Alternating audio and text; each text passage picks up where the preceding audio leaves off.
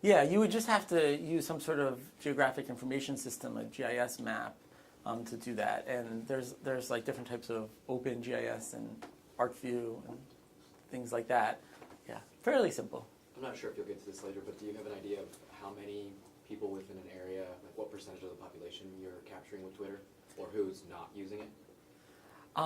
Well, I mean, there have been different kinds of studies that have looked at how representative it is. You know, I mean, in terms of the pure numbers of users versus the numbers of the population.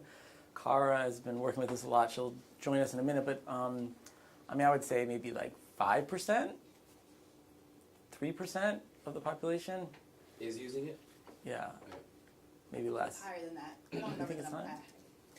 And then of those people, there's a disproportionate number of people who are African American and Latino, and disproportionately who are younger, maybe under 65. So we're not talking about a perfect population Right. representation, but certainly pretty comparable to some of the other data sources that are out there. Yeah. Were those numbers from a different research, or can you find that from Twitter? Like, No, that's just from our own studies. Yeah. Okay, well, we're going to have actually time for Q&A at the end, but I just wanted to give you guys a chance if anything was burning. So after you set up the geography, you have to do a little bit of typing in some codes and tokens and stuff like that.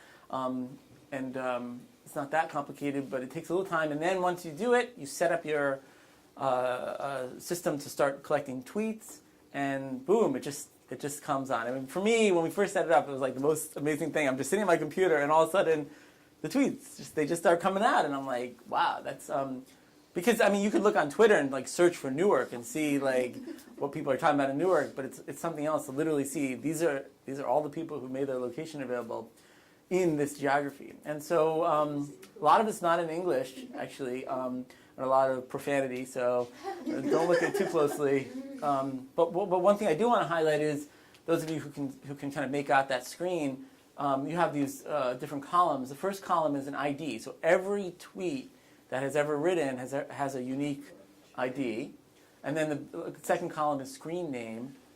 So people's real screen names are placed, and then every screen name is associated with a user ID, and that's the next one. And then the text of the tweet, 140 characters or less, and then the date and time, and then what's not here is the geography, that's the latitude, longitude. We have that as well.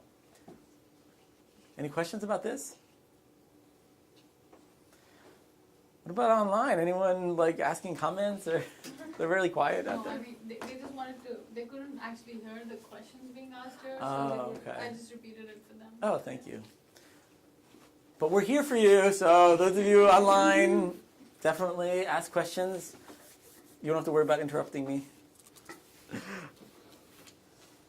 Okay, so then this software that we wrote, or you on your own, can just essentially you take all those tweets and then you cross-reference against a database of, let's say, lexicon.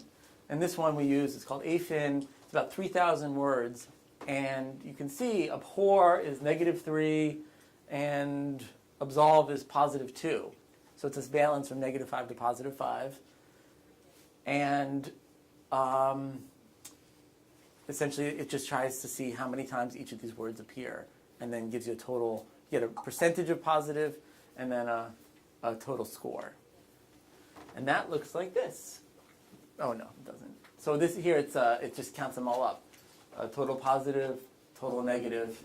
This was of one, the test we did in Newark. Looking at 65,000 tweets.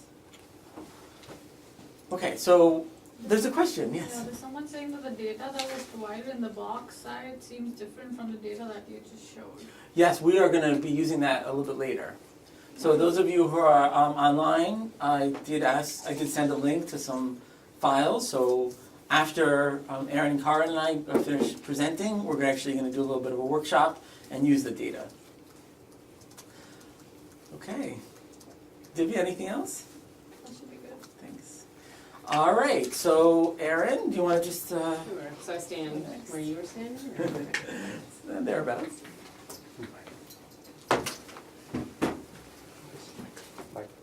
Oh.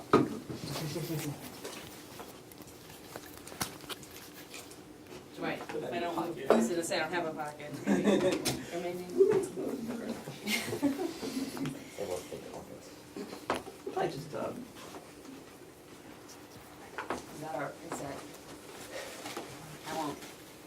I won't work the crowd or anything, I'll just put it on the table here, okay. So that's good? Or we'll wait? All right, we're good, okay.